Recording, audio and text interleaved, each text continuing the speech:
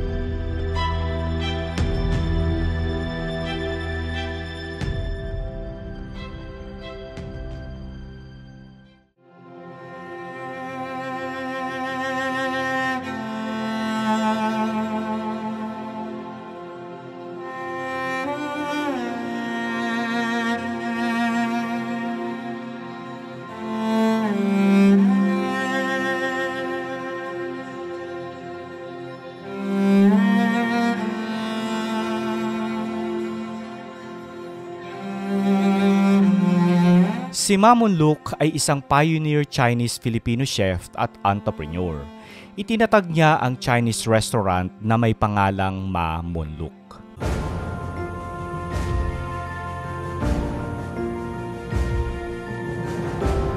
Ipinanganak si Mamon Luke sa Guangdong, China. Isang grade school teacher na nagretiro sa kanyang trabaho at nagpasyang manirahan sa Pilipinas. Dumating sa bansa taong 1918, walang pera at walang trabaho.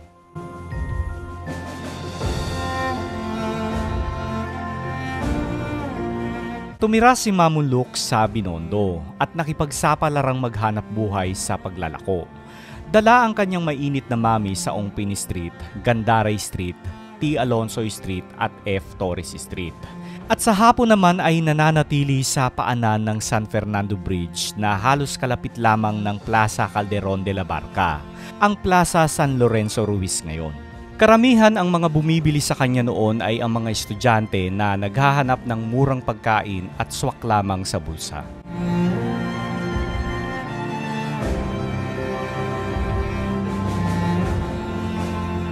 Ang tawag sa kanyang itinitinda noon ay gupit, na nanggaling sa manok na hiniwa gamit lamang ang gunting. Ganon din ang noodles. Naging maganda ang negosyo ni Mamon Luke dahil na din sa kanyang pagsusumikap at kakaibang comfort food na kanyang itinitinda.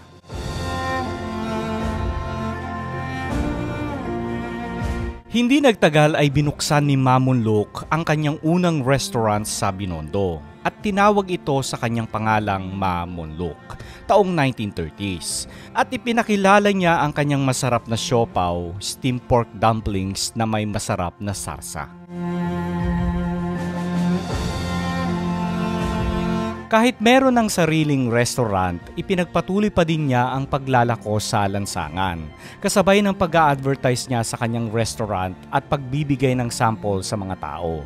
At hindi niya nakakalimutang tumulong sa mga tao na nangangailangan.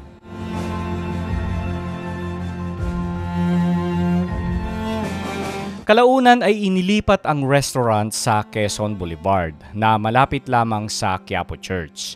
Pagsapit ng taong 1950s, nagpatuloy ang pag-unlad ng kanyang negosyo at itinayo ang pangalawang branch sa Quezon Avenue, sumunod sa Aurora Boulevard kaya lalong nakilala at naging iconic ang Mamon Luke.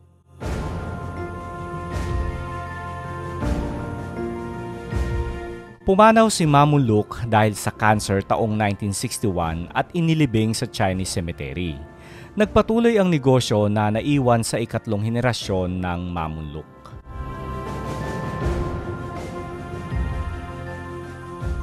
Sa kalagitnaan ng taong 1990s, nagkaroon ng 6 na branch ang Mamunluk Restaurant sa Metro Manila. Ngunit noong 2006, ang branch sa Quiapo at Quezon Avenue ang nanatiling bukas. Pero tuluyan ding isinara ang orihinal na branch sa Quiapo, kaya ang Quezon Avenue sa Quezon City na lamang ang naiwan. At pinapatakbo ng Mamunluk International Corporation.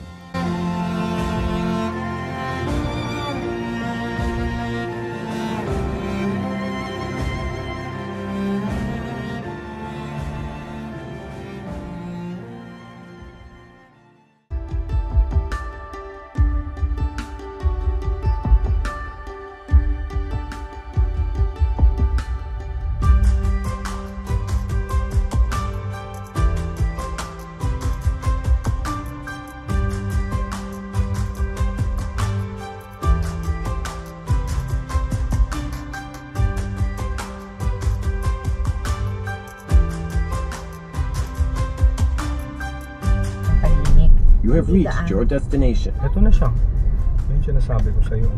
Ayun, may parking.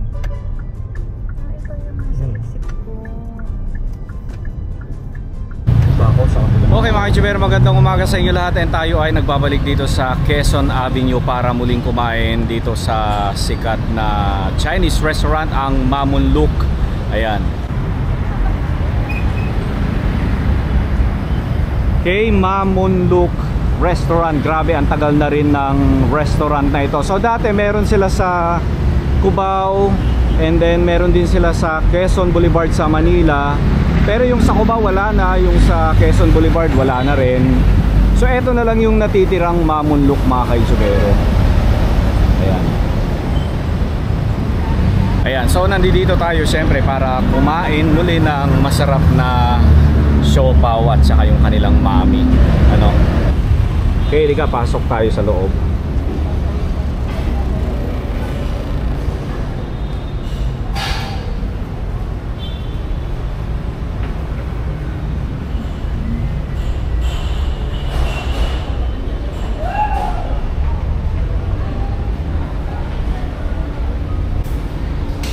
Tapos ito naman mga old photos ng mga sikat na celebrities na kumain sa Mamunluk. Ito, Tony Alarcon.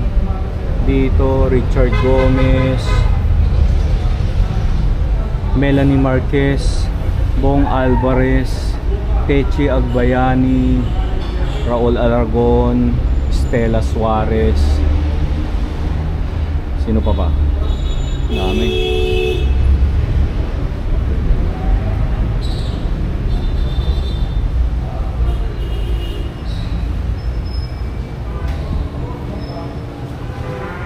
So yan si ano mga ka-Chibero, si Mamunluk.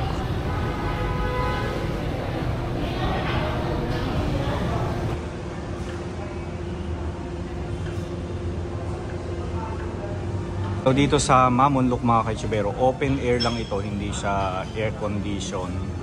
So meron namang ceiling fan kaya hindi naman ganun kainit. Ayan.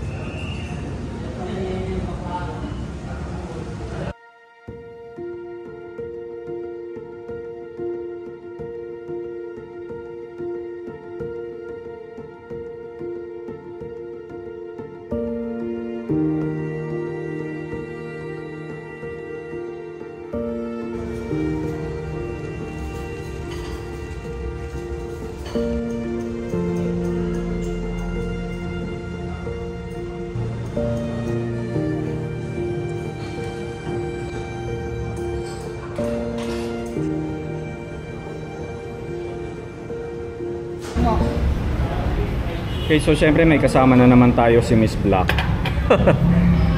Pagkasama ko si Miss Black, alam nyo na, kain ang mangyayari. Ayan, so ano yung in-order natin, Miss Black? Beef mami, tapos tig-isa kami ng asado. Special, ito yung special, di ba? Yeah. Yeah.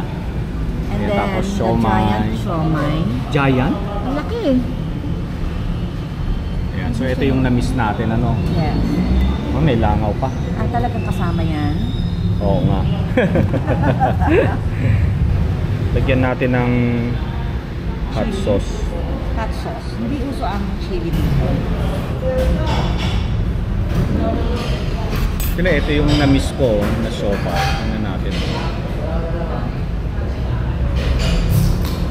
Naku, dapat di tayo magpakabusog kasi meron pa tayong kakainan mamaya.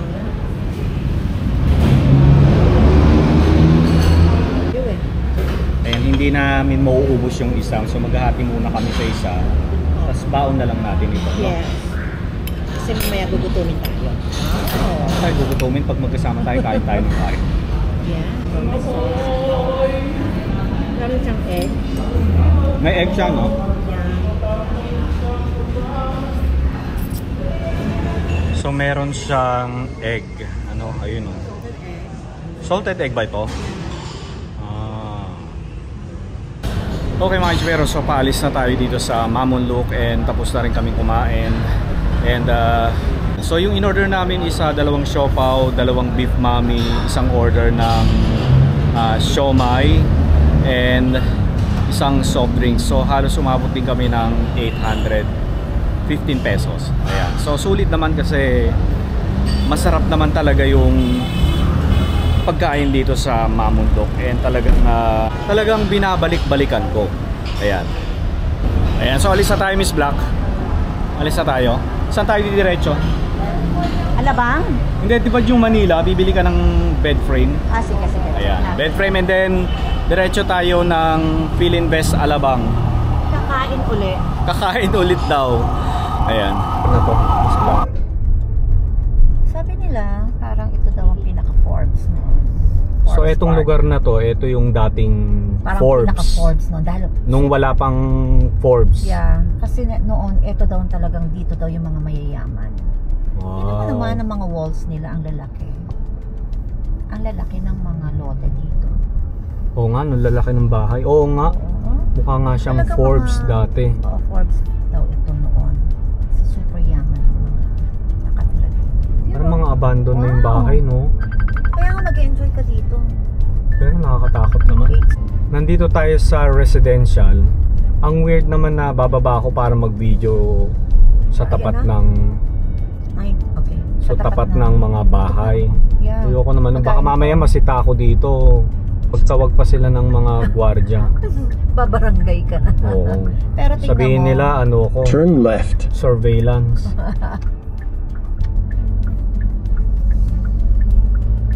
Dito na yun. 31st. So nandito tayo kasi pupuntahan natin yung bilihan ng mga bed frame Yes. para kay Miss Black. Samahan natin siya.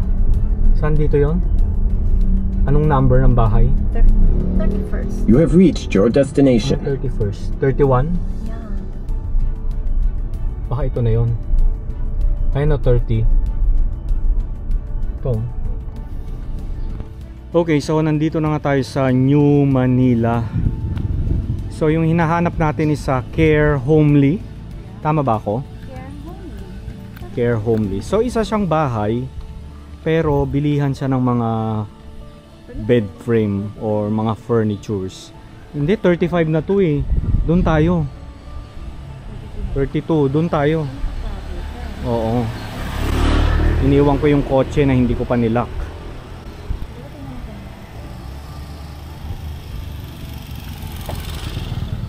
Ito, 30. Yan o. Oh, yan. Ito ba yun?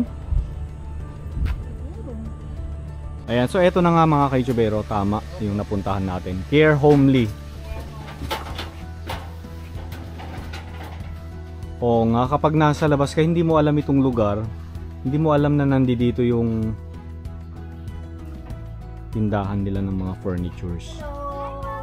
Hello! Dito pala? Kasi residential. Hello! Hello sir, good morning. So this is our showroom po. We have 2 floors of our showroom. Hi, the first floor. Yes, we have sofas. Ayan, so lahat yung wood material na gamit nila is solid Thailand wood. So nandito tayo sa second floor. So dito sa second floor mga bed frame. Sa baba mga sofa, tables. Sana naman may mapili ka na.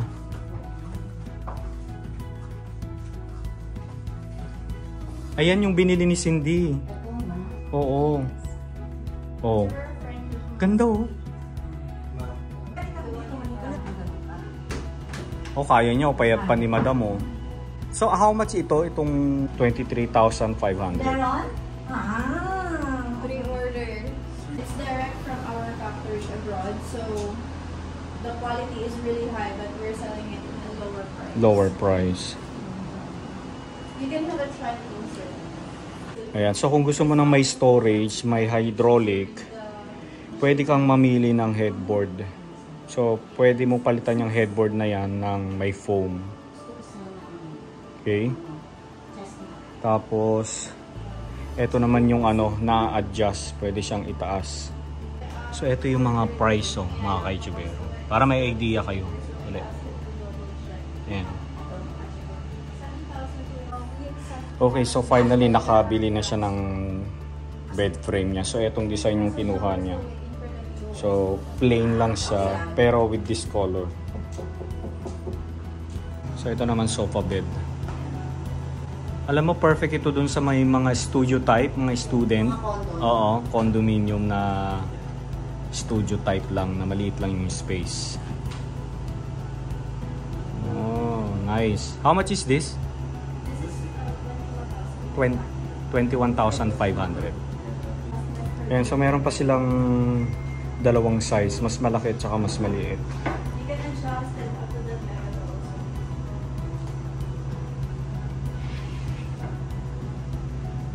Oh, yan pwede, oo. Pwede rin ako. Oo. Boss, thank you. Better na day. So ilalagay ko na lang yung kanilang Facebook page dito sa screen para dun sa mga interesado na mag-check ng kanilang shop dito sa New Manila. Ayan, pwede nyo silang puntahan. Okay, so paalis na tayo dito and diretso naman tayo ng Alabang. Grabe ah,